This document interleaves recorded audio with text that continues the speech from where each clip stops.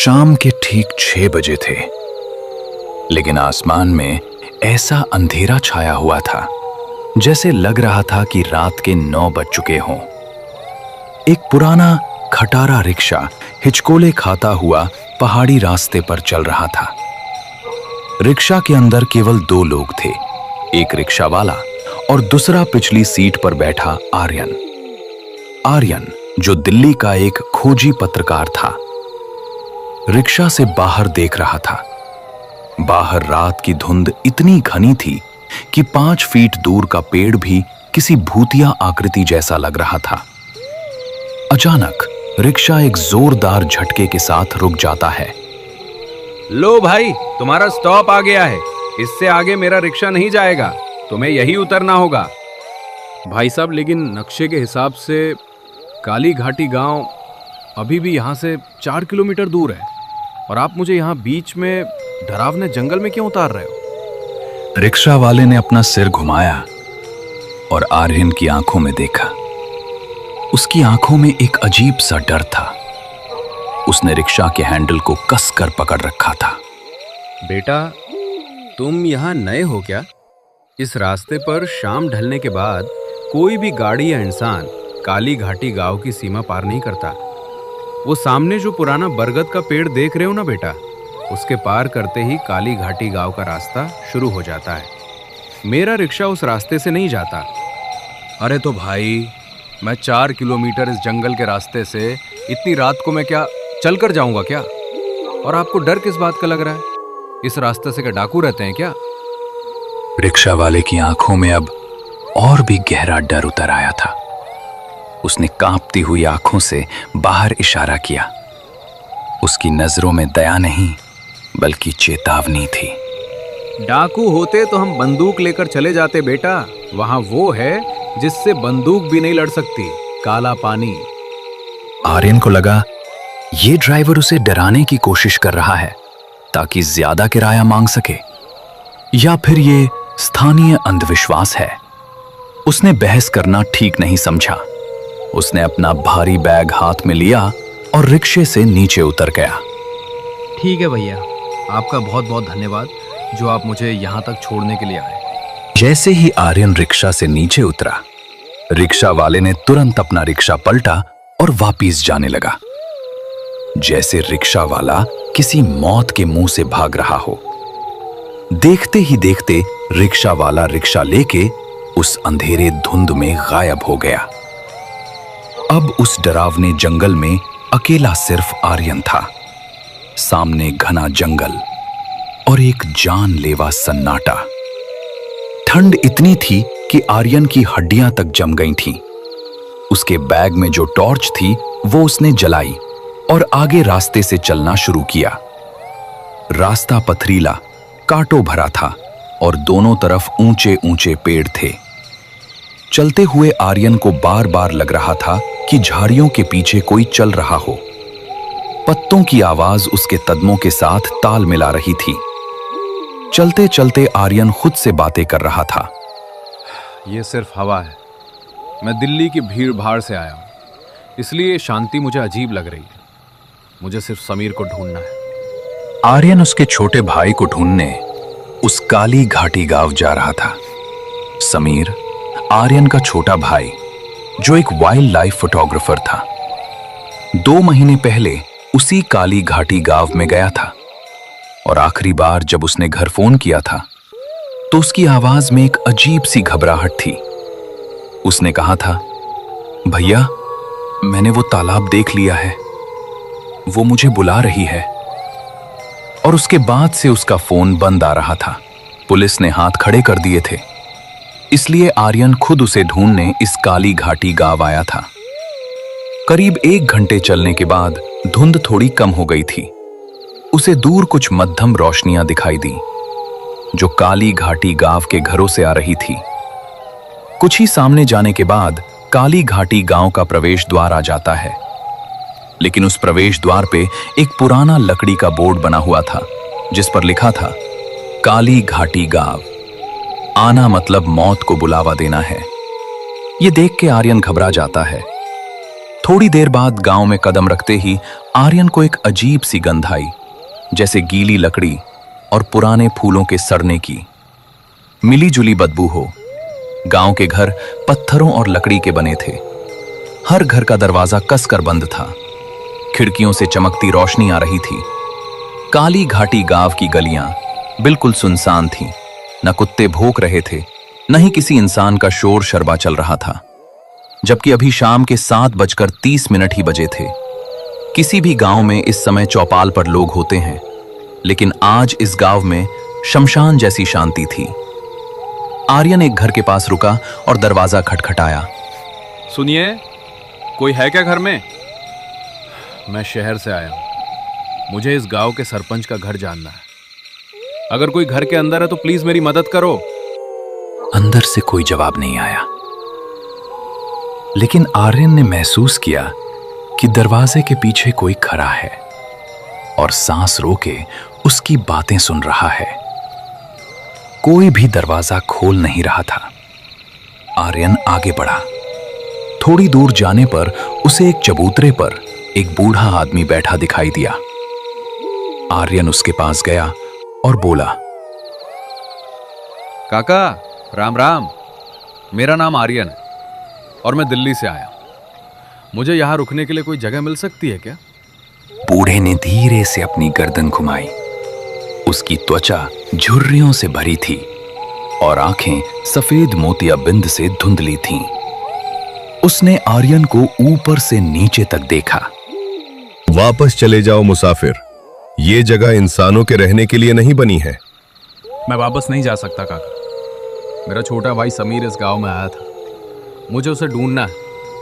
जैसे ही आर्यन ने उसके छोटे भाई समीर का नाम लिया, वैसे ही वो बूढ़ा आदमी खड़ा हो गया। उसने घबरा कर आर्यन को कहा, जो कुछ दिन पहले कैमरा लेके इस काली घाटी गांव में आया था, वो कैमरे वाला लड़का वो क्या तुम्हारा भाई है क्या? हाँ हाँ काका, मैं उसका भाई हूँ। कहाँ है वो काका? क्या आप जानते हैं क्या उसे?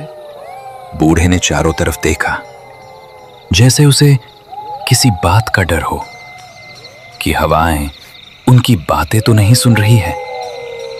उसने आर्यन को अपने पास नजदीक बुलाया और उसको धीमी आवाज में फुसफुसाते हुए कहा, बेटा, तुम्हारा छोटा भाई इस गांव में जो काला पानी का तालाब है उसके तरफ गया हुआ था। मैंने उसे रोका भी था, लेकिन तुम्हारे छोटे भाई ने मेरी बात नहीं सुनी। मैंने उसे कहा था कि अमावस आने वाली है, उस तालाब के पानी के पास मत जा, लेकिन वो माना नहीं। वो कहता था कि उसे उस काला पानी तालाब की तस्वीरें लेनी है। अब वो उस काला पानी तालाब का हो गया है। क्या मतलब काका? काला पानी का तालाब? उसमें मेरा भाई डूब गया क्या? अगर डूब गया तो पुलिस को क्यों नहीं बताया? पुलिस? यहां पुलिस नहीं आती बेटा, और वो डूबा नहीं है। उसे उस काला पानी तालाब ने अपने अंदर खिंच लिया है। काला पानी तालाब में लोग सिर्फ डूबते नहीं है, वो उसे सोख लेता है। उस इंसान की आत्मा, शरीर और उसकी यादें, सब कुछ। आर्यन को उस बूढ़े की बात पे यकीन नहीं हुआ। उसे लगा ये बूढ़ा पागल है। काका, आप मुझे बस ये बता दीजिए कि वो काला पानी का तालाब किस तरफ है। मैं खुद उस काला पानी के तालाब के पास जाके देख लूंगा। बूढ़े की आंखों में अब डर की जगह एक अजीब सी उदासी थी। बेटा, गांव के उत्तर दिशा में जंगल के पार, लेकिन आज रात मत जाना। आज रात हवा में नमी ज्यादा है। जब नमी बढ़ती है तो वो उस तालाब का काला पानी फैल जाता है। आज मेरे घर रुक जा, सुबह चले जाना, अगर तुम सुबह तक जिंदा रहे तो। आर्यन के पास कोई चारा नहीं था। रात घनी हो चुकी थी और जंगल में अकेले जाना बेवकूफी होती। वो बूढ़े के घर में रुकने के लिए तैयार हो गया। उसी पल दोनों साथ साथ उस बूढ़े आदमी के घर जाने लगते हैं। थोड़ी देर बाद दोनों घर में आ जाते हैं। बूढ़े का नाम हरिया था। उसका घर छोटा था, जिसमें सिर्फ एक कमरा और एक रसोई थी। हरिया ने आर्यन को खाने के लिए सूखी रोटी और प्याज दिया। लालटेन की रोशनी में दोनों बैठे थे। हरिया काका, ये काला पानी तालाब का क्या किस्सा है? आखिर एक तालाब से पूरा गांव इतना डरता क्यों है? बरसों पहले की बात है बेटा। वो तालाब ऐसा नहीं था। उसका पानी कांच जैसा साफ सा था। हम उस तालाब के पानी को अमृत कहते थे। लेकिन फिर गांव में पानी का अकाल पड़ा और फिर गांव के तांत्रिक भैरवनाथ ने कहा कि गांव के तालाब को बलि चाहिए। लोगों ने जानवरों की बलि दी, लेकिन बारिश नहीं हुई। अगली बार भैरवनाथ ने कहा कि तालाब को इंसान का खून चाहिए। भैरवनाथ के पागलपन में गांव वालों ने एक अनाथ बच्ची को उस तालाब में फेंक दिया। बच्ची चीखती रही, चिल्लाती रही, लेकिन उसकी पुकार किसी ने नहीं सुनी। फिर क्या हुआ काका उस बच्ची का? बेटा, बच्ची उस तालाब में डूब के मर गई। उसी समय आसमान काला हो गया। मूसलाधार बारिश शुरू हो गई, लेकिन वो पानी नहीं था, वो काला कीचड़ जैसा तेजाब था। तब से उस तालाब का पानी काला पड़ गया। वो बच्ची आज भी वहां उस तालाब में भटकती रहती है। उस तालाब में वो अकेली है, इसलिए वो दूसरों को बुलाती है खेलने के लिए। आर्यन को कहानियों पर विश्वास नहीं था, लेकिन हरिया के बताने के तरीके में एक सच्चाई थी जो रोंगटे खड़े करने वाले थे। ये सब अंधविश्वास है काका। समीर शायद कहीं फंस गया होगा। बेटा, तुम आजकल के जमाने के हिसाब से बातें कर रहे हो। बेटा, तुमको ये बातें झूठी लगती होगी, लेकिन ये बातें झूठी है नहीं। अब ऐसा करो, तुम सो जाओ। ये बातें हम कल करते हैं। रात बहुत हो गई है। और हां, बस एक बात याद रखना, अगर रात को घर के बाहर से कोई आवाज दिए या दरवाजा खटखटाए तो खोलना मत, चाहे वो आवाज तुम्हारे भाई की ही क्यों ना हो। थोड़ी देर बाद दोनों सो जाते हैं।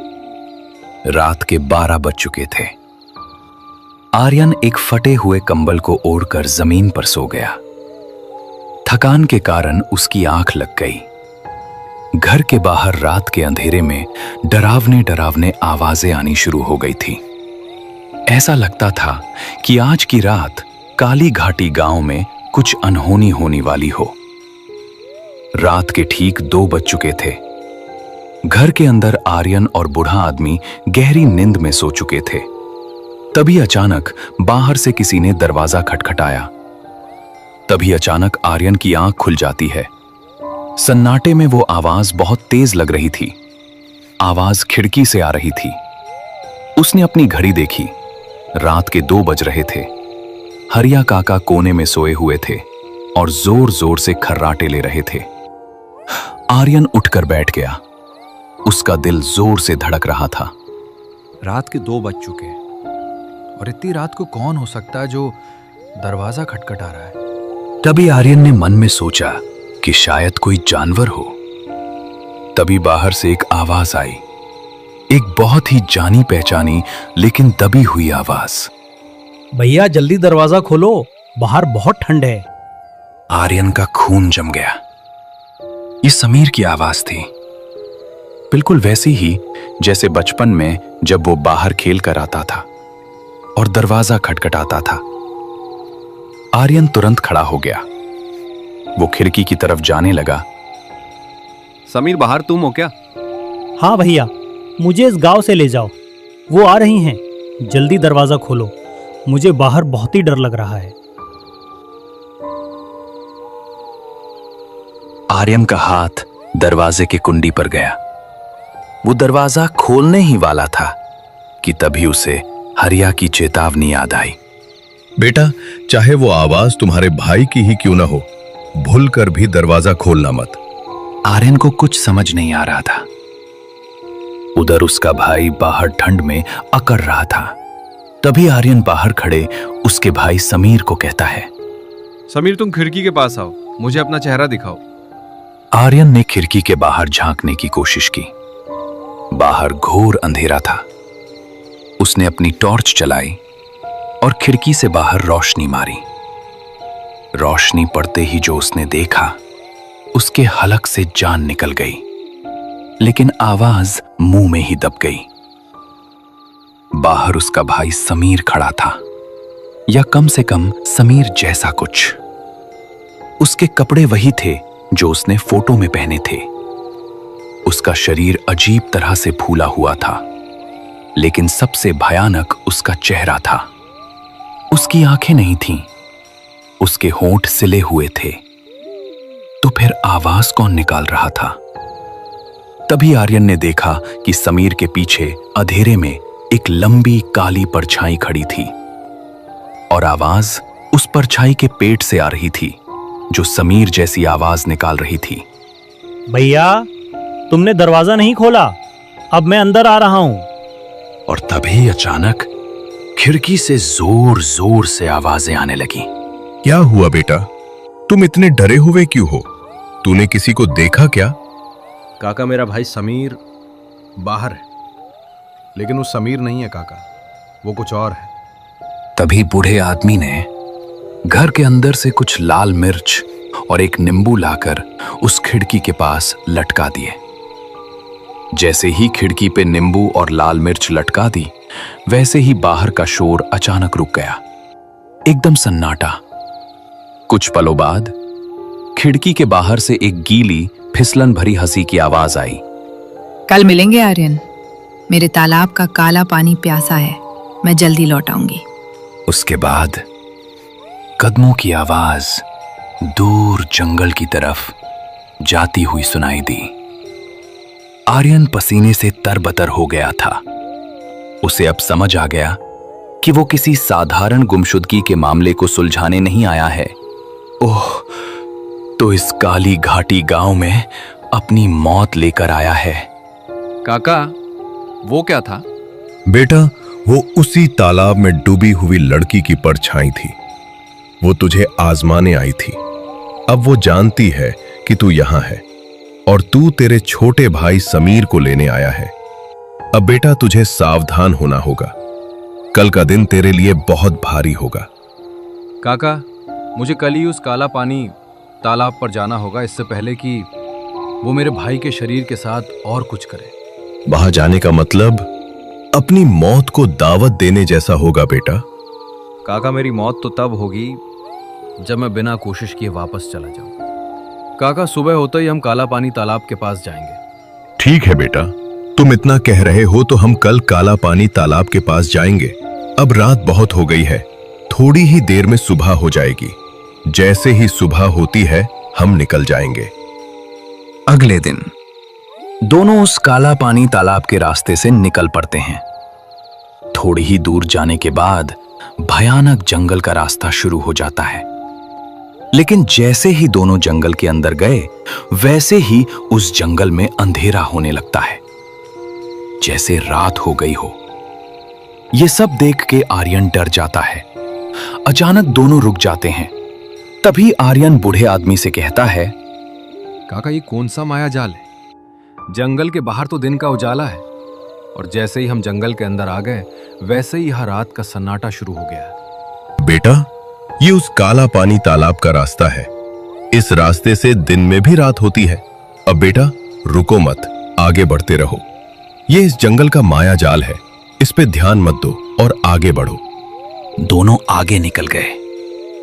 चलते चलते जंगल से भयानक डरावनी डरावनी आवाजें आनी शुरू हो गईं। थोड़ी ही आगे जाते ही उनको ओ काला पानी तालाब दिखाई देने लगता है। वहां जाते ही आर्यन जोर से चिल्लाकर उसके भाई समीर को आवाज देता है। समीर, तुम कहाँ हो? मैं तुम्हें लेने आया हूं। चलो मेरे भाई, घर चलो। तभी अचानक उस तालाब से आर्यन के छोटे भाई समीर की आत्मा निकलने लगती है। भैया, मैं घर नहीं आ सकता क्योंकि मैं अब इस दुनिया में नहीं रहा। तुम वापस लौट जाओ भैया। ये तालाब बहुत ही खराब है। कुछ दिन पहले मैं इस तालाब के फोटो लेने आया था, लेकिन इस तालाब ने मेरे को अपने अंदर खींच लिया। भैया, तुम एक पल भी यहाँ मत रुको, जल्दी यहाँ से वापस चले जाओ, नहीं तो ओ आ जाएगी। लेकिन समीर, मैं तुमको वापस ले जाने आया हूं, तुम मेरे साथ घर चलो। भैया, मेरे पास ज़्यादा समय नहीं है। मैं जल्दी ही इस काला पानी तालाब के अंदर चला जाऊंगा। ओ आए, उससे पहले तुम यहाँ से वापस लौट जाओ। इतना बोल के आर्यन के छोटे भाई की आत्मा उस काला पानी तालाब के अंदर चली जाती है। अपने भाई को दूर जाते हुए देखकर समीर रोने लगता है, लेकिन आर्यन के पास कोई उपाय नहीं था। बेटा, जो होना था सो हो चुका। अब तुम अपने गांव वापिस लौट जाओ, क्योंकि तुम्हारा भाई अब तुम्हारे पास कभी वापिस नहीं आएगा। अब हमें यहां से जल्दी निकलना होगा, नहीं तो वो तालाब के बाहर आ जाएगी। तभी वहां से दोनों वापस लौट जाते हैं। कुछ देर बाद अपने छोटे भाई को वापस लिए बिना आर्यन दुखी मन से अपने गांव वापस लौटने लगता है। आखिरकार इतना ढूंढने के बाद भी आर्यन का छोटा भाई उसके साथ नहीं लौट पाया। ऐसे ही डरावनी हिंदी कहानियां देखने के लिए इस चैनल को सब्सक्राइब और इस वीडियो को लाइक जरूर कर देना। धन्यवाद दोस्तों। Watching for horror video for भूतिया टुनवाला।